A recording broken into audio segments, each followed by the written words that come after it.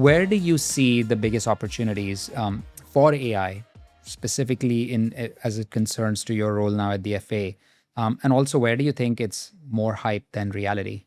Or maybe the hype is running a little bit further ahead than reality. So this is another thing.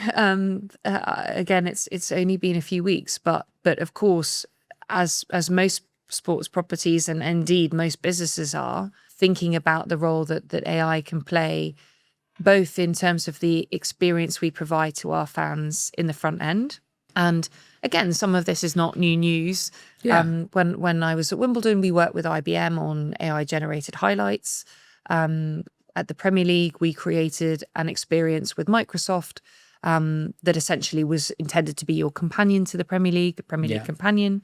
And for the FA, there will be various different, similar applications, I'm sure. Yeah. Whether you're looking at it through an England lens or a Wembley lens or a grassroots football lens. I think the other aspect of it, which is again the same for any business, is what role does AI play in how we work, and what can it do to help us do more with the time that we have and the people that we have in a way that is additive and productive. And that is the big question that everyone is thinking about. How do you encourage experimentation but still have the right governance?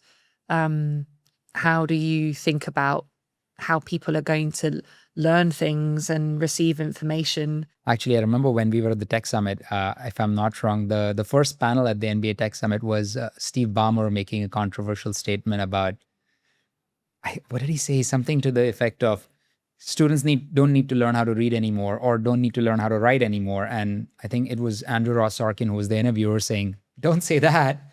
I don't believe that. And I think it created a lot of, probably divided the room a little bit. But yeah, I'm firmly of the camp that, there's a lot to figure out going forward, but we shouldn't be losing basic skills. I mean, people have been writing on blocks in caves 4,000 years ago. So I think personally, like from an AI standpoint, I think there's a lot of opportunity, but to a certain extent, this is something you can maybe opine on. It requires a lot of systems to be connected for AI to truly be powerful, because as a productivity tool, we all are using AI, which is fine. But in an enterprise setting, all these siloed data systems, whether it's your CRM, whether it's your CDP, whether it's your ticketing system, all that data, I think the real challenge is actually making sure that the data is in a format that can be read and can be connected and then can be acted upon. I would imagine these are things that you're thinking about and talking about internally as well. Yes, I mean, AI readiness is a really big topic. Not just for us, but for any business.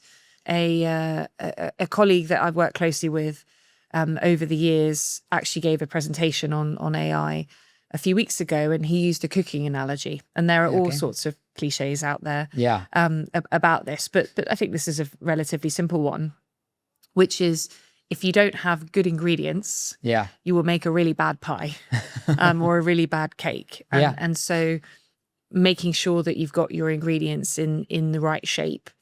You've got the right ones and they're in the right shape, the right quantities, to extend the analogy. That's right.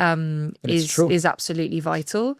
And this is just, a purely personal opinion, but I would love to know where we would be if ChatGPT 4 or 3, whichever was the first one, that I think it was 3. That really accelerated things and got us to where we are now. If that had just come a little bit later, would we be in a slightly better position where we're, to a certain extent, we're scrambling to use tools that you don't really know yet how to use. And there are a lot of unintended consequences out there.